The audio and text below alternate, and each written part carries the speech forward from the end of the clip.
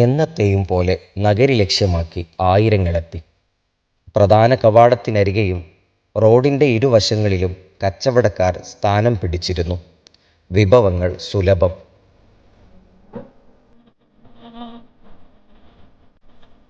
സദസ്സ് ഷാദുലി റാത്തീബിൻ്റെ പ്രതിധ്വനികളിൽ ലയിച്ചു ചേർന്നിട്ടുണ്ട്.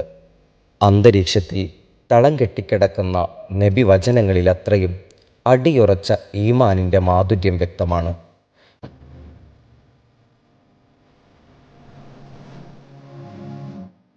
ഇലാഹി മന്ത്രങ്ങൾ അത്രയും മുഹിബിൻ്റെ ഖൽബിനെ ആത്മീയതയിലാഴ്ത്തിയപ്പോഴേക്കും കുണ്ടൂരിൻ്റെ സൽക്കാരപ്പെരുമ അവരെ തേടിയെത്തിയിരുന്നു. പതിവു തെറ്റാതെ നല്ല ചൂടുള്ള നെയ്ച്ചോറും ബീഫ് കറിയും ജനമനസ്സുകളിലേക്ക് വിളമ്പി. തെന്നിന്ത്യയുടെ ഗരീബ് നവാസും അങ്ങനെയായിരുന്നല്ലോ. മദ്ഹിൻ്റെ ഈരടികൾ അവിടെയും നിലച്ചില്ല. മൗലിദ് സദസ്സ് ഷെയ്ഖുനയെ ചൊല്ലിയും പറഞ്ഞും അള്ളാഹുവിലേക്ക് തവസ്സുലാക്കി മദ്ഹിൻ്റെ മാധുര്യത്തിൽ സ്നേഹത്തിൻ്റെ മധുരം വൈകാതെയെത്തി.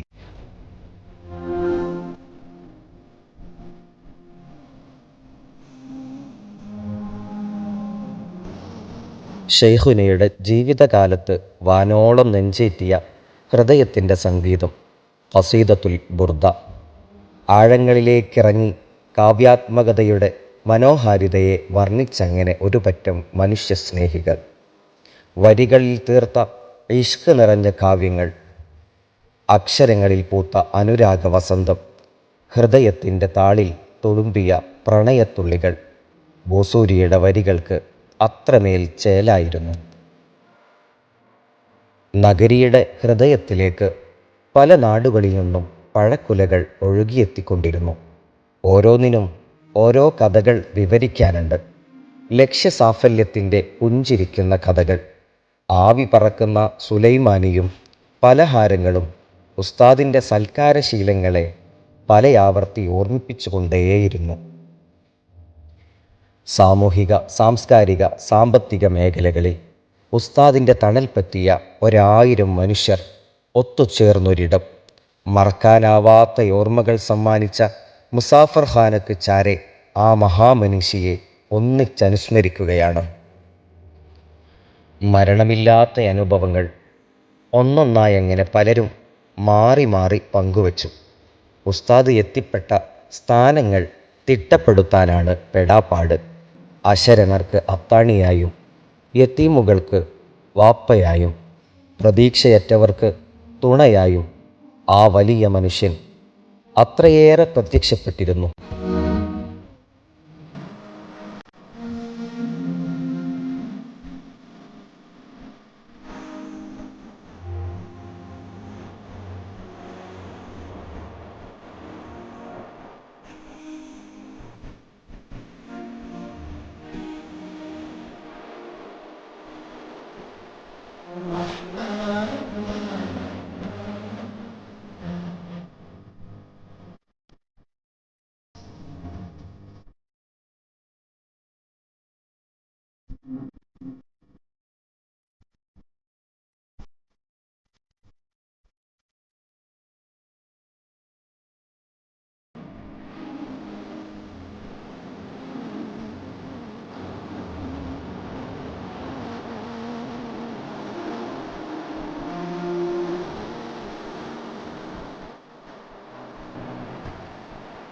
ഇന്ന് സഫർ 28 ആഷിഖ് റസൂൽ ഷെയ്ഖുന കൊണ്ടൂർ ഉസ്താദ് വഫാത്ത് ദിനം.